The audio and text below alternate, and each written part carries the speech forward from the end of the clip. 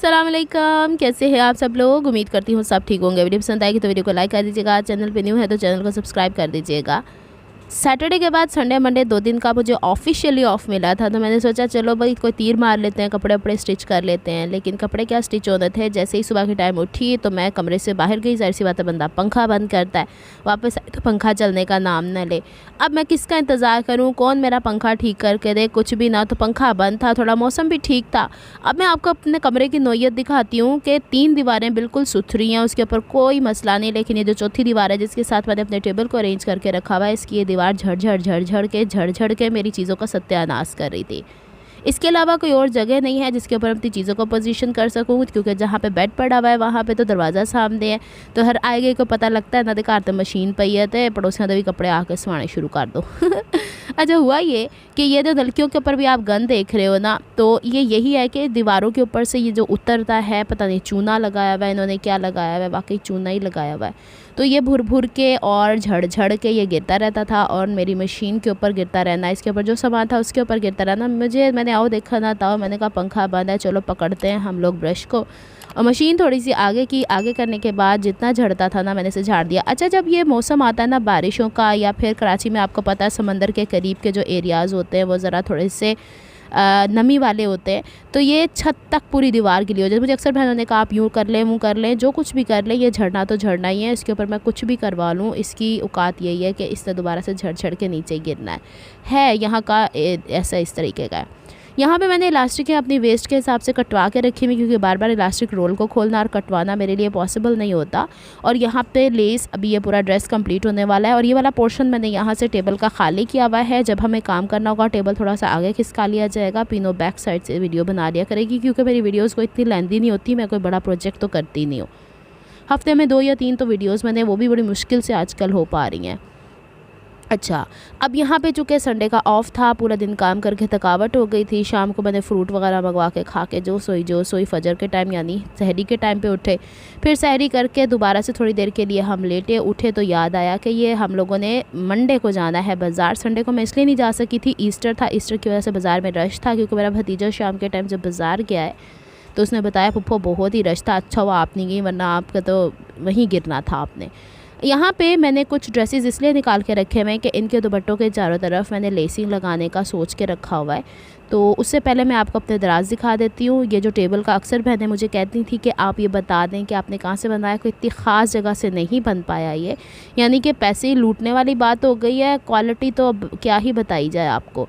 इस टेबल को आगे घसीट के बेचारों ने पंखा मुरम्मत की है। शाम तक जब पंखा मुरम्मत हुआ है, इससे मैंने फ्रूट मंगाए थे, बाकी पैसे ये बचे हुए। चले शुक्र है बच के आ गए। अब आपको दराज के अंदर इतना घुमसान की चीज़ें बिखरी हुई नज़र आएंगी। मेरे तोतों ने पीछे हुल्लड़ मचानी शुरू कर दी है।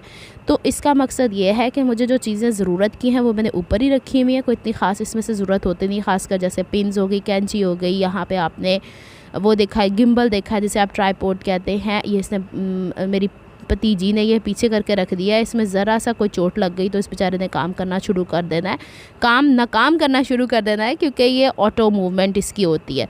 अच्छा जी, इसकी ये पीछे से सेकंड इसका हिस्सा है जो ट्राइपॉड के तौर पे एडजस्ट होता है। तो यहाँ पे मैं आपको दराज का पहला हिस्सा दिखा रही थी। फिर इसके बाद दराज का इसके अंदर मेरा कपड़ा आ गया। इस कपड़े की भी कहानी बताती हूँ, जिसको छोड़ के मैंने फिर व्लॉगिंग शुरू कर दी और फिर आपसे बातें करनी शुरू कर दी हैं। दूसरे वाले दराज में ये वो फ़ोन पड़ा हुआ है जो कि अब अम्मी इस्तेमाल करती हैं। यूट्यूब के ऊपर वो होता है ना, कुछ अपनी मर्ज़ी की चीज़ें देख रही होती हैं, खुश हो जाती हैं, और क्या है। फिर इसके बाद तीसरे वाले दराज में मेरे पास पेपर कटर्स वगैरह कुछ इस तरह की चीज़ें पड़ी हुई हैं। तो इसकी सेटिंग मैंने चेंज करनी। जो नलकियाँ वलकियाँ अभी आप बाहर देखेंगे कल, क्योंकि कमरे के अंदर काफ़ी ज़्यादा गर्मी हो गई थी। तो आपको पता है एक कमरे के अंदर भी आप खलारा पाना शुरू करो ना तो ऐसे कड़म करके नीचे गिरता है। यहाँ पे ये वाला पोर्शन जो मैंने बनवाया था, तो इसमें मैंने एक्स्ट्रा बुकरम वगैरह रखी हुई कपड़े। अभी आपको इसलिए बिखरे हुए नज़र आ रहे हैं कि 3-4 दफ़ा मैं इसे निकाल चुकी हूँ, रख चुकी हूँ। ऐसे ही संडे गुजर गया और मंडे मॉर्निंग में मेरी आँख खुली सहरी करने के बाद। तो मैंने सोचा कि ऑरेंज कलर का ख़ास करके जो शर्ट का कपड़ा है मुझे इसे श्रिंक कर लेना चाहिए। ये लॉन नुमा बड़ा पतला सा कपड़ा, ये ना हो कि मैं इसे पहन लूँ स्टिच करके और बाद में जब एक दफ़ा वॉश हो तो वो बहुत ज़्यादा श्रिंक हो जाए। होता है किसी कपड़े के अंदर बहुत ज़्यादा। और जब से अलकरीम से मेरी बहन ने कंप्लेन किया ना कि उनके कपड़े 2-2 3-3 दिन श्रिंक हो गए, तो मुझे अब एतबार नहीं रहा इनके कपड़े। तो ख़ास करके मैं जो फ़ैशन फ्लेयर से लिए हैं उनको ना श्रिंक करो तो भी तो इतना फ़र्क नहीं पड़ता है। लेकिन शलवारों ट्राउज़र्स के कपड़े नहीं करती, क्योंकि आपको पता है कैमरे के अंदर मुझे लगता है थोड़ा सा मिक्स है कपड़ा, वो नहीं इतना श्रिंक होता। लेकिन यहाँ पे इसके ऊपर जो मैंने कारनामे करने हैं। अब बाज़ार जाना था, बच्चे चूँकि अभी सुबह के टाइम तो कोई बाज़ार भी नहीं खुला हुआ होता, तो मैंने सोचा कि शर्ट को इसकी मैं ख़ास करके श्रिंक कर लूँ और फिर शाम के टाइम जब बाज़ार जाएंगे तो इसके साथ मैंने कपड़ा लेके आना है।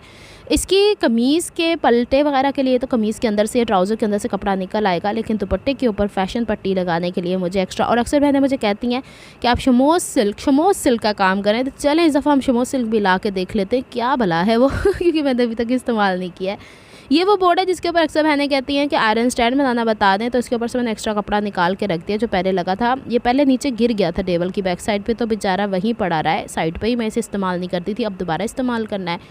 ये वाले डब्बे में अम्मी ने वो नलकियाँ रख दी। इस दफ़ा मैंने उनसे कहा था कि जो कम बची हुई हैं उनको अलहदा कर दें, जो बड़ी नलकियाँ हैं वो यहाँ पर रख दें। इतने सारे कपड़े हैं नीला ने माशाल्लाह सी डाले, अल्लाह कब से ये पड़ी हुई हैं। अच्छा, कभी ऐसा हुआ आपके पास कि आपने पूरा सूट स्टिच किया और पूरी नलकी ख़त्म हो गई? कुछ ना कुछ तो छोटे पुर्जे बचते ही हैं।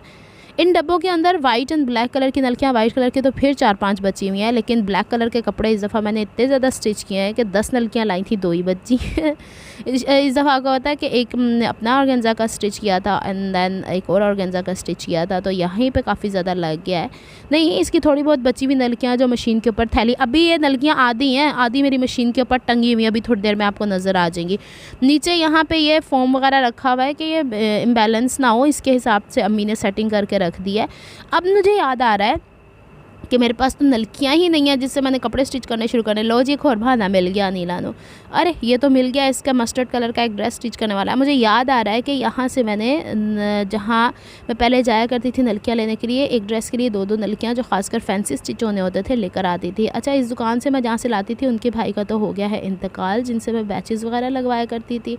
उनका एक्सीडेंट हो गया था, अचानक से उनकी डेथ हो गई है, तो अब मुझे नहीं समझ में आ रही कि मैं दूसरी जगह कहाँ से पैचेस लगवाया करूँगी, क्योंकि हम बाज़ुकात दुकान वालों के इतने डिपेंडेंट हो जाते हैं कि दूसरी दुकानें हमारे नज़र में ही नहीं रहती। अल्लाह ताला उनकी मग़फ़िरत करे, बहुत अच्छे इंसान थे। अच्छा, मरून कलर का जो ड्रेस है ना, उसमें 3-4 शेड्स निकल के आ गए। रात को मैंने अपने भतीजे से कहा था इसके साथ नलकी ढूंढ के दो, तो वो दादों के साथ खेलते कूदते हुए मजाक में एक निकाल के दे गया। लेकिन मुझे याद पड़ता है कि पिछले साल उन्हीं शॉप वाले भाई से मैंने 2 नलकियाँ उसके साथ भी ली थी, क्योंकि इसके साथ बहुत ज़्यादा काम होने वाला था। इसके कुछ पैचेस लगे थे, कुछ पैचेस मैंने कहा था कि मैं हैंड सो कर लूँगी, उसको मैं पलटे के साथ लगा लूँगी। अब मसला ये है कि मरून कलर के ड्रेस के साथ जो जल्दी में हम बच्चों के कपड़े लेने गए थे, बच्चियों के ख़ास करके, तो वहाँ से मुझे मिली थी कुछ लेसेस, क्योंकि भाभी भी साथ थी। वो कहती थी घर जाके अफ्तारी बनानी है, और जब साथ में होना तो फिर अफरा तफरी बहुत ज़्यादा हो जाती है, तो जल्दी में मैंने लेस थोड़ी कम ले ली है। घर आके जब मैंने ड्रेस को खोल के देखा है तो उसके अंदर गले के ऊपर भी लगने वाली है, चौकों पे भी लगने वाली है, जहाँ पलटे हैं नहीं सॉरी जहाँ पैचेस हैं उनके जॉइंट्स पे भी लगने वाली है। तो एक दफ़ा फिर मुझे बाज़ार का चक्कर लगाना ही पड़ेगा। और यहाँ पे ये वाला सिस्टम हम लोगों ने सही किया, इसको हमने वो दराज में एडजस्ट करना है, जो मैं आपको बता चुकी हूँ। मेरा बिस्तर बिछा हुआ है, अभी भी ठंड है अभी भी ठंड है। वैसे ही बाहर घरों के अंदर है, बाहर नहीं है। और यहाँ पे वो देखें थैली ऊपर जो मशीन के ऊपर टंगी हुई है, वो सारी नलकियों से ही भरी हुई है। यहाँ पे ये सारी सेटिंग करके रखी हुई है। अब मैं आपको आगे चल के अपडेट दूँगी अगली वीडियो में मैं कहाँ तक पहुँची। मिलती हूँ नेक्स्ट व्लॉग में। अपना ख्याल रखिएगा। अल्लाह हाफिज़।